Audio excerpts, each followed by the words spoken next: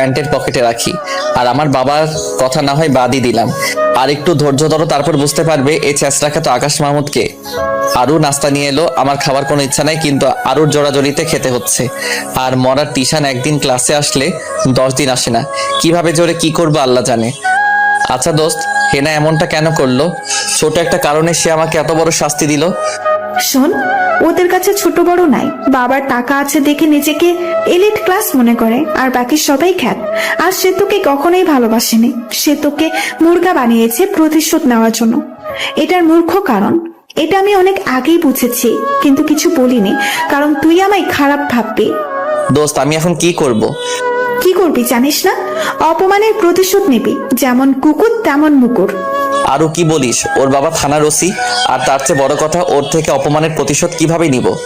তাহলে শোন, মেয়েদের মন গলাতে 2 মিনিটও লাগে না। সে তোকে যতই ফেক লাভ করুক না কেন, এখন তুই তাকে রিয়েলাইজ করাবি দূর থেকে। সেটা আবার কিভাবে? শোন, ওকে এক কথায় চ্যালেঞ্জ করাবি। সে যখন দেখবে তুই অন্যের সাথে রিলেশন করছিস, তখন তার ভেতরের নাড়াতে উঠবে।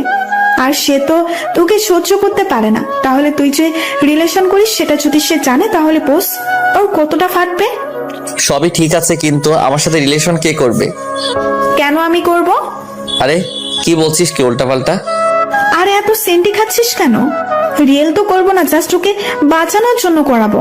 দেখিস ওর কতটা ফাটে। আর শোন, তুই 2-3 দিন কলেজে আসবি না, তারপর আমরা আমাদের রোল প্লে করব। ওকে, তাহলে সেদিন। তারপর দুজনের মতো বাসায় চলে গেলাম। সময় কাটতে থাকে। আমি টানা 1 সপ্তাহ কলেজে যাই না।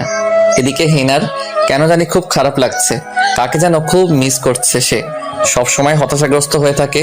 কোনো কিছুতেই যেন আগের মতো আর শান্তি নাই। সে রাতের বেলায় শুয়ে শুয়ে ভাবছে যে আকাশকে সেদিন এইভাবে অপমান না করলেও পারতাম।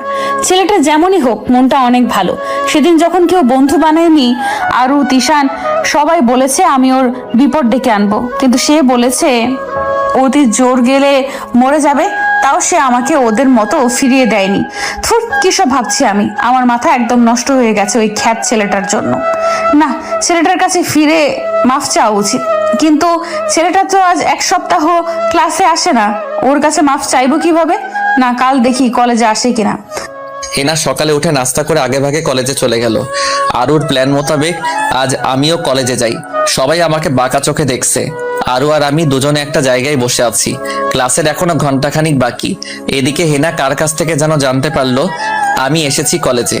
সে আমাকে খোঁজ করতে করতে এসে দেখে আমি আর আরু একটা গাছের নিচে বসে আছি। আমার কাঁধের মধ্যে আরু মাথা হেলান দিয়ে রেখেছে। আরু লক্ষ্য করলো যে হেনা আমাদেরকে খেয়াল করছে। আরুও অভিনয় শুরু করে দেয়। কলিজা, তোমাকে ওই হেনা কথা শুনিয়েছে, অপমান করেছে, কিন্তু আমি কখনো তোমার সাথে এমনটা করব না, কারণ আমি তোমায় খুব ভালোবাসি। হেনার তো রাগে মেজাজ খারাপ হয়ে যাচ্ছে। শালা শাকচুন্নি, তুই ভালোবাসলেই কি হবে? আকাশও তো তোকে ভালোবাসতে হবে। আর তোর যা খুশি কর না, কিন্তু আমার নামটা কেন বেঁচে খাচ্ছিস? আমার তো আগামাথা কিছুই বুঝে আসছে না। আরু কি পাগল হয়ে গেল নাকি? হেনার আগে গজগজ করতে করতে সেখান থেকে চলে গেল। আরে পাগল, হেনা এসেছিল। ও বুঝেছি, হেনার মাথা তো ফুল গরম।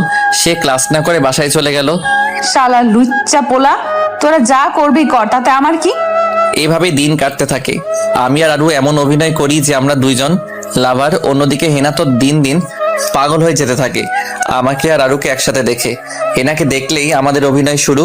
হেনা শুরুতে খারাপ না লাগলেও পরে হেনা দুর্বল হয়ে পড়ে আমার প্রতি। আরুর সাথে আমাকে দেখলে তার ভিতরে কেন জানি মোচড়ে ওঠে। আমি বুঝে উঠতে পারছি না কি করব। খ্যাত ছেলেটার জন্য আমার ভেতরটা কুকড়ে যাচ্ছে। হয়তো আমি আকাশকে ভালোবেসে ফেলেছি। আকাশের সাথে আরুকে আমি যেন একদমই সহ্য করতে পারছি না। না, আকাশ শুধু আমার আর কারো না। কিন্তু আরু আর আকাশের ঘনিষ্ঠতা দেখে আমার কেন জানি মনে হয় ওদের দুজনের ভেতরে প্রেমের গভীর শিকড় গজিয়ে গেছে, যা কখনো আলাদা হবে না। কিন্তু আমিও নাছুর বান্দা, না, আমিও হার মানবো না।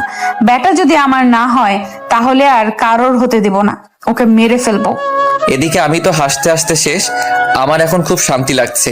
ভিতর থেকে যে শান্তিটা অনুভব করছি অপমানের প্রতিশোধ নিয়ে, তা কখনো বলে বোঝানো যাবে না। তবে আমি লক্ষ্য করছি যে হেনা আমার কাছে আবার ফিরে আসতে চায়, কারণ হেনার চোখের চাহনি দেখলেই বোঝা যায়। কিন্তু তাকে আর কখনোই ফিরাবে না, বরং আমি নিজেও পারবো না। এই ছলনাময়ের সাথে আর যাই হোক ভালোবাসা হয় না। এদিকে আমি মনে মনে ঠিক করি আকাশকে খতম করে দেব। আমি শহরের নাম করা কিলার যে আছে তার কাছে কন্ট্যাক্ট দিয়ে আকাশকে মেরে ফেলার। ফকিন্নি খ্যাত, এবার যাবি কই? তুই আমার ভালোবাসারও যোগ্য না, কিন্তু তোকে নিয়ে মনের মধ্যে একটা সংশয় কাজ করে, তাই তোকে খতম করে দেব।